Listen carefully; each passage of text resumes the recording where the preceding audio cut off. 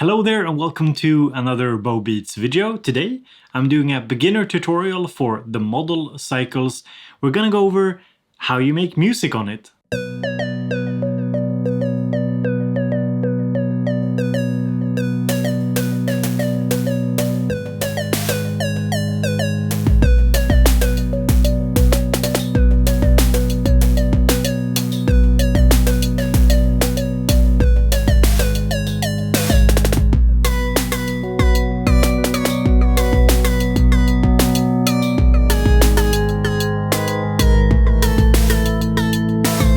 Today's video is sponsored by Skillshare. Skillshare is an online learning community with thousands of different classes in music production, illustration, photo, and more. The first 500 people who use my link in the description will get 2 months of free premium membership. So these are the track buttons. And you can also use track to select them. This is very handy for selecting a track without triggering the sound. We can also hold function to mute the tracks.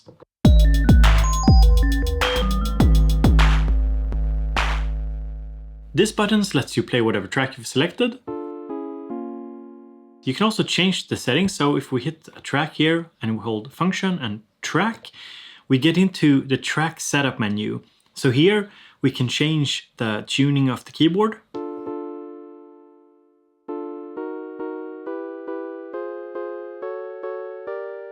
We can also change the note that is being played when you hit the pad. This was using function and track. Be mindful to the subtext to each of the menus. This goes for most Elektron devices that you have a secondary function. If you hold function and you press a button here, you can see that under, for example, this drum, this machine select here, we have the preset menu, for example. So function and that button will open that menu. We also have tempo, where you can set the tempo, or you can hold function and simply tap the tempo. Now you can hit pattern, and you can see that these light up. That means that there's pattern data. If you have made changes to the sound, but you don't have any pattern data, it won't show up as red here. That's good to note. And over here, we have banks. You can see bank A, bank B, bank C. So if I hit pattern, and I hit 4, 11, we are now in bank 4 here, or bank D, pattern 11. You can also chain patterns together like this, holding multiple patterns to create a chain. This chain is not saved with the project, so if you turn the device off, you have to do it again. So it's not really a song mode, but it's, you can make a progression if you want to. If you use the function and the key wrench, you do a temporary save. It saves a copy of the pattern. So when you use the Control-ALL feature, you hold down the track and change any knob here. That applies the change from that knob to all the tracks at once. So for example, like this.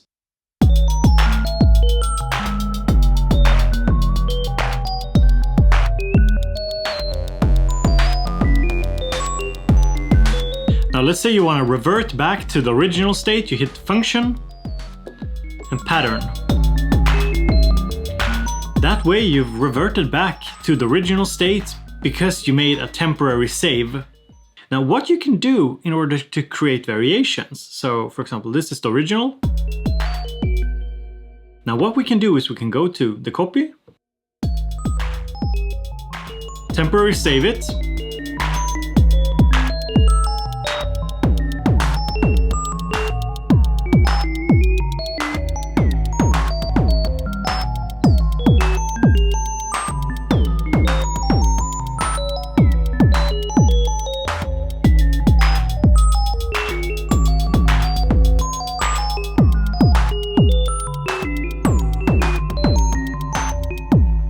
and create a variation of that pattern using the Control-ALL feature. So what I did was hold down track, turn a few knobs to change up the sound of the second pattern in order to create a variation.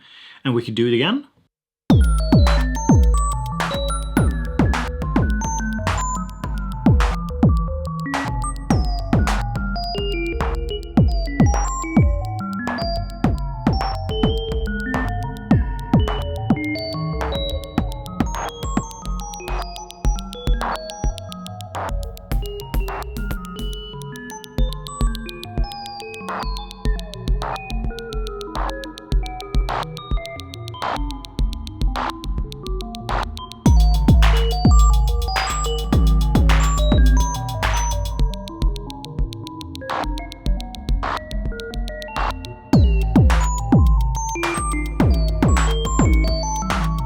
duplicate the first pattern, make variations using the Control-ALL feature, and if I don't like what I've come up with, I can just hit Function and Pattern to reload the pattern. So let's start making some music.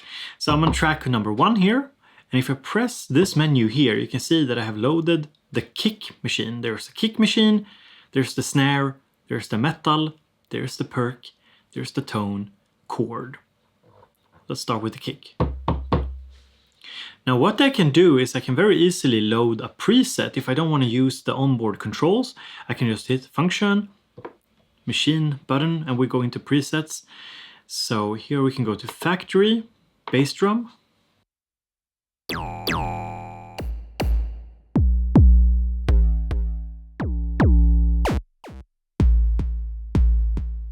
Like this one.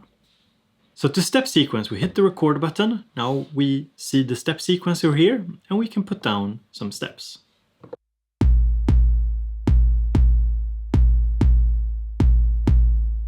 While in step mode, we can do parameter locking. Basically, it means changing the settings of the sound per step. So for example,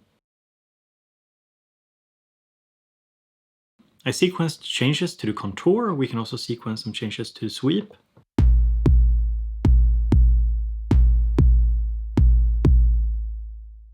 You can also create these steps here. If I hold Function and press a step like this, you can see that they blink. It means that there is no actual note value. It's not triggering the sound, but I can hold it down and I could create a variation here, pitching it up. I can even copy it.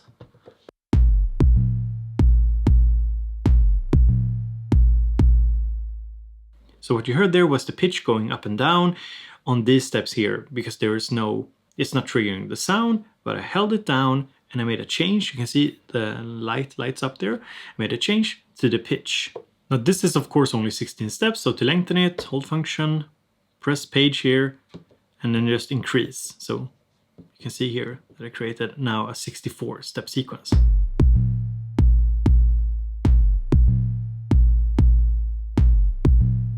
And to move through, hit record, just cycle through.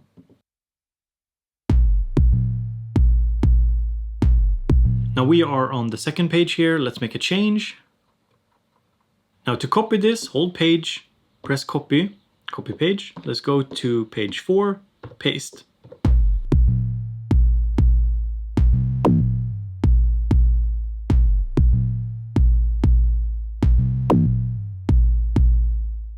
I literally have no idea where we'll take this musically, but bear with me. So for all the machines, you have color, shape, sweep, and contour. Those are the basic settings for the sound. You can also do punch, which adds a sort of compressor to the sound. It compresses it a bit and makes it more punchy. And you can also add a sustain stage to the sound. It basically draws out the sound.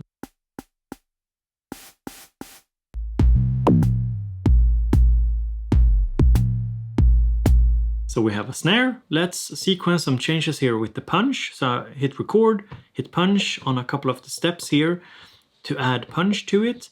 And we can also add the sustain stage here to the two last of them and pitch them down a bit.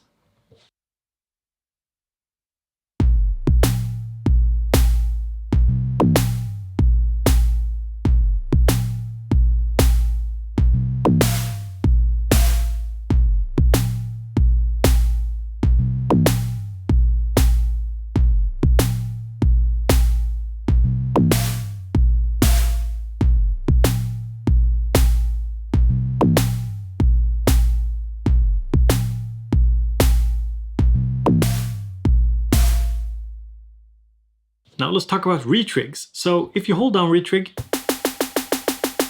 we can retrig any of the pads or any of the pads here. But you can also hit Function, retrig, to get into the retrig menu. You can set the resolution here, the time division, I guess. And then you can set length. You can set always on, which is also per track, so you can have it on for just one track.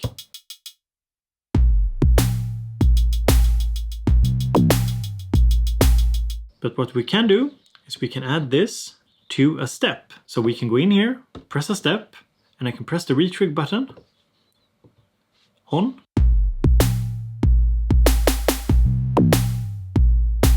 So there we have a little triplet, I think it's called. And now what we can do is we can look at another interesting thing we can do with the sequencer. I hold down a step here, and then I'm going to use this chance button here because it says conditional. So if I turn it, it will create a conditional trig. I can set this to a conditional 67%. So it will only trigger 67% of the time. And this second step here I can set to pre. It means that this step here won't trigger if this step triggers.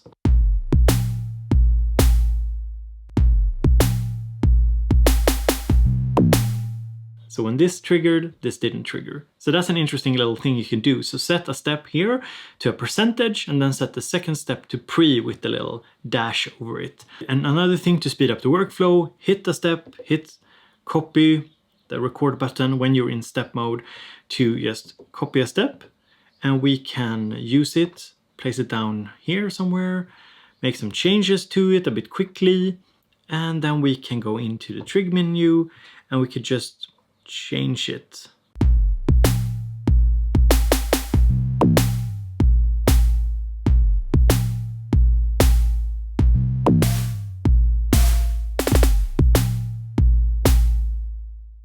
So that's the retrig function. We have our kick, we have our little snare. Now let's do something with the hi-hat here. So again, I'm going to load a preset. I'm going to go into factory, hi-hat.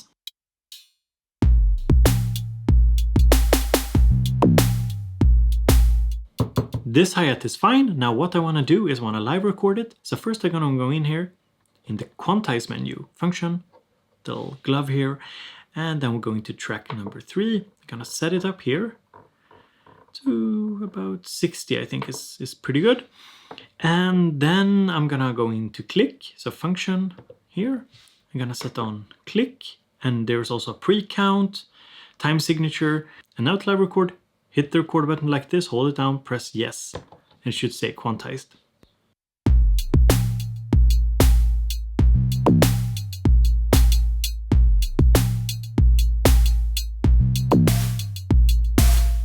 Now let's talk about sound locks or machine locks. So you can lock settings to a particular step. So you can have different sound settings per step, as I showed you, but you can also lock a sound. So what we do now, here on the first page here of the hi-hat pattern, I'm gonna go in here, I'm gonna go to this step here, and I'm gonna hit function, preset menu, gonna go to factory, gonna go to hi-hats,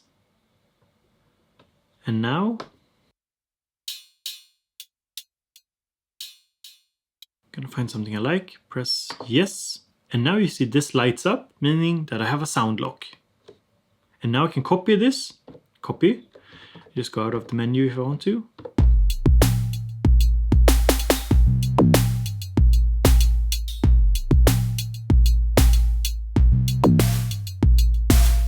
So it's subtle, but now we have 2 different hi-hats on this particular track.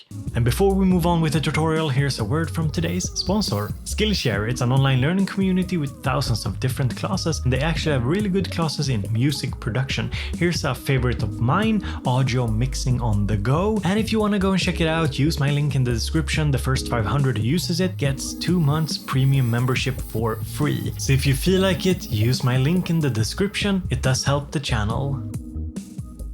Now this video isn't a sound design tutorial. I won't go over every single machine and how it works. It's very straightforward in my mind. Basically you have color, shape, sweep and contour for each of the machines, but they do different things. So I would reference the manual. But let's talk about the most interesting machine, to me anyway, which is the tone track. So the tone track is a 2-operator FM voice, and basically with the color knob here you're setting the modulator ratio, so the ratio between the 2 operators, and with the shape knob you set the modulation amount, so how much is being modulated.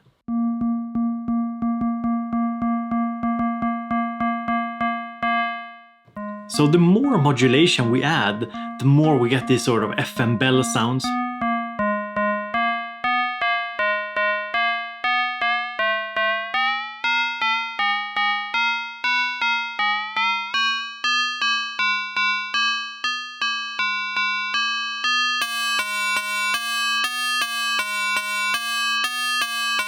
sweep controls the feedback, and with a bit of modulation and we're turning up the feedback, you get more of a sawtooth kind of sound.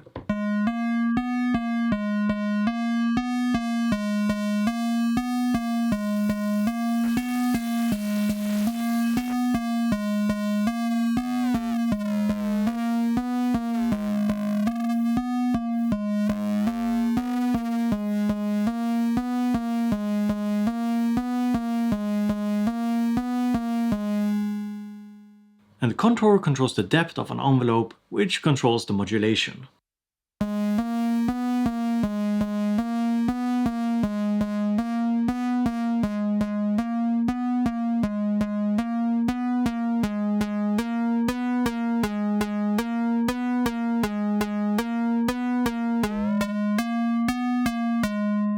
So a way to think of it is that the shape adds harmonics based on the ratio that you set over here, and that the sweep changes the waveform.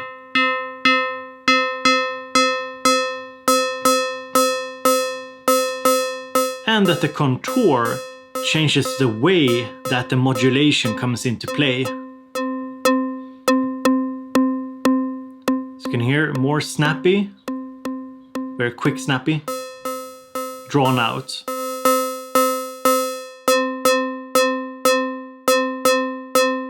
So just a brief look at the tone track, but there's plenty of sound design tutorials out there, so go and watch one. Let's move on to track number 4, and instead of going with the perk, I want to do a tone track. Now let's copy this pattern here into a new one. And what I want to do now is actually I want to go into the bass drum, and I'm going to remove some of the steps. So just kind of removed some of the steps here, the pitch stuff I did that I mainly just did to show you, because it's very hard to create kind of a bass line when you have the kick drum going all over the place.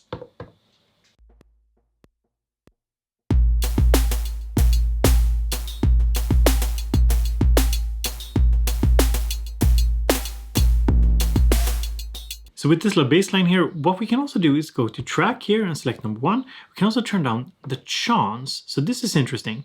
So it's basically the chance that any trigger triggers.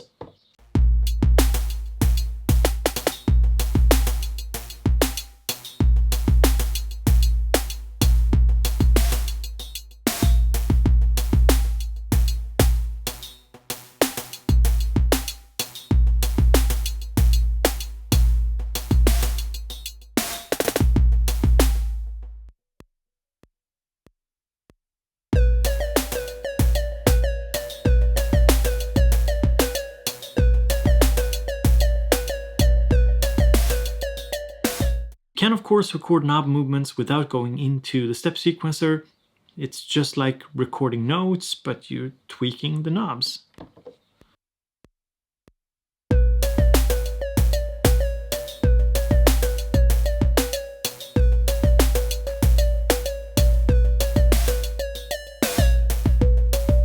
So as you can see here, we have a lot of steps that are blinking because we recorded some changes to the sound, some changes to the settings of the sound. So these indicate that there's no note being played on those steps, but they're just values that we've changed. I hear something I don't like here on the snare channel. So let's go in here. So you remember we made a little retrig thingy. Now I think it comes in a little bit too early. So I hold down the step and I'm gonna use this nudge here to just push it a little bit further back, so you can nudge a step in either direction. Oh, and we can also change the swing here, but it's okay as is.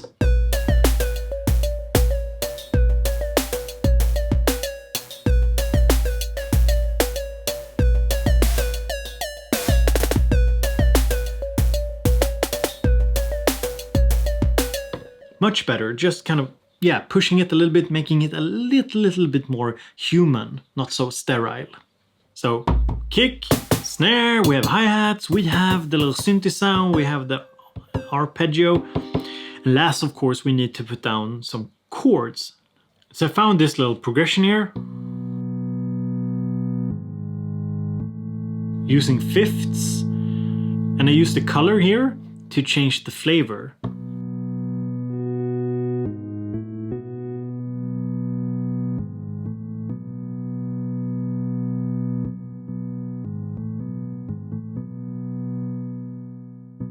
I've also enabled the punch and I've enabled the sustain stage.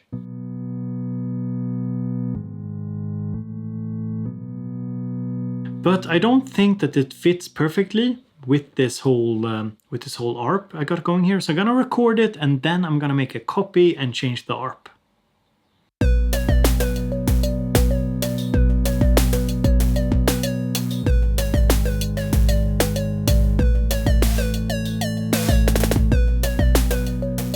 And this is often how I do it. Copy the pattern.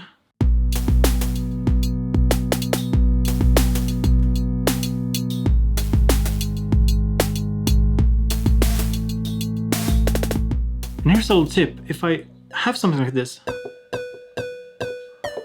that I know I want to use, I can just record this and then just restart the recording and record the other parts as we go. So it's a little bit easier. You don't have to record everything at once.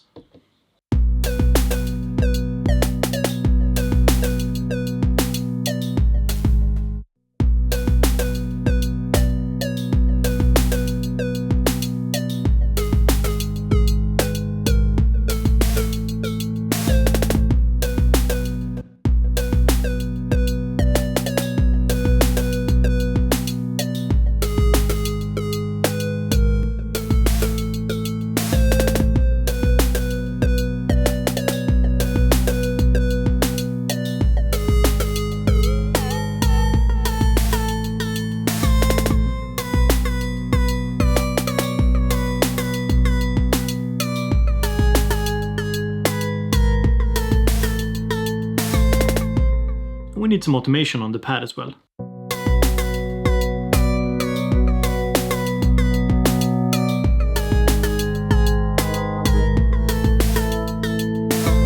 So we've gone from this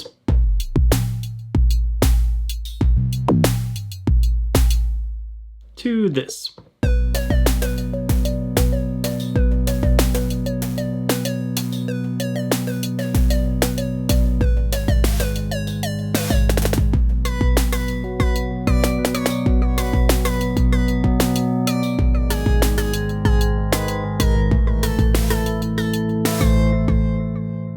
Now, in order to have some more fun with this, we can just copy it, paste it, and now we can just Control-All. Now, do remember, if we use Control-All and shape, we will mess up the fifths on the chord track here. So let's not do that.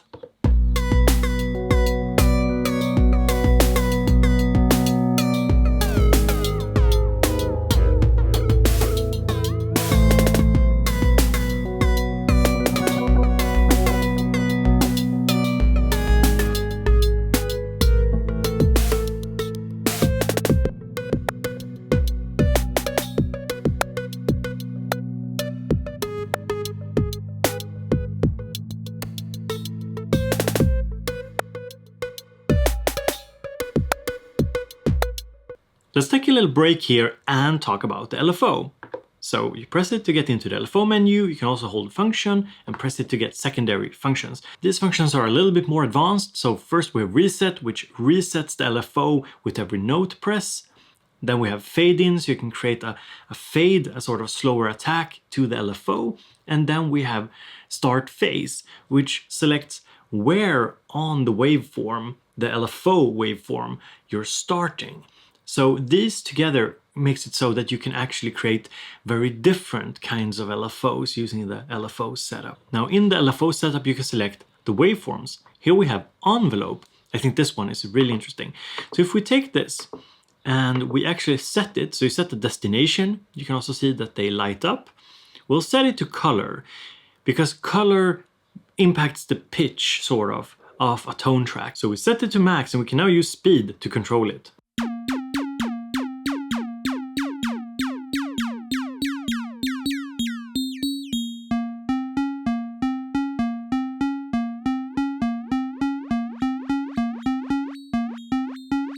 So I think that the envelope is very interesting for these sort of snappy sounds.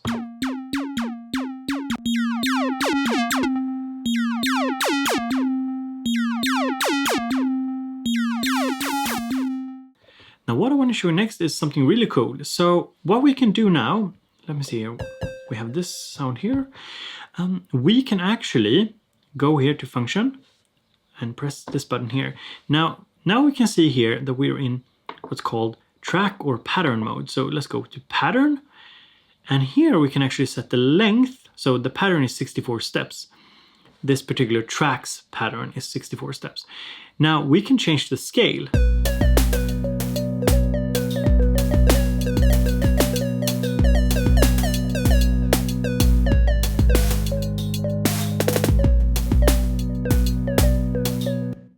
So this way we can create, I think the technical terms will be polymeter and polyrhythms. So let me just show you here. So let's decrease it to like, say 12 steps.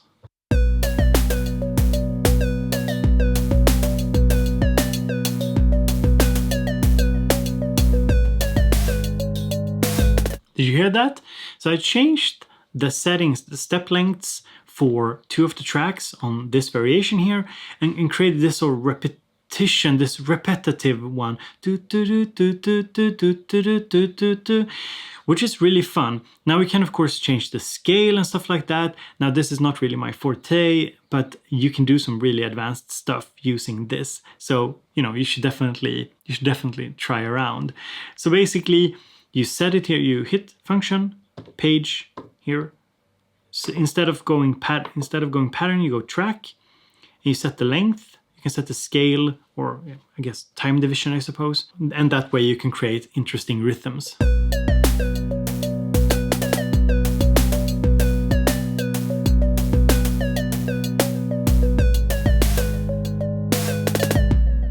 Now, since we're talking about variations to the pattern, we can also talk about fill. So let's go here to the snare track. And let's go in here. Now let's say, let's change the snare track to function, and we'll press page. Let's change it to 16 steps. Go back. And now we can do like this. So we have, so it's here. Now we can put down, well, 1 step. We can change this to fill. The fill with without the dash, copy it.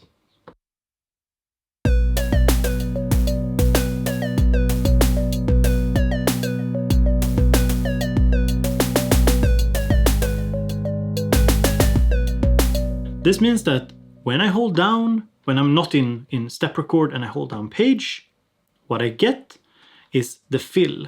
So the fill comes into play, and we can also do it reversely. So when I select the setting here with the little dash, let me see, for example, let's put it on this one and this one here. It means that when I'm not holding it, it will play.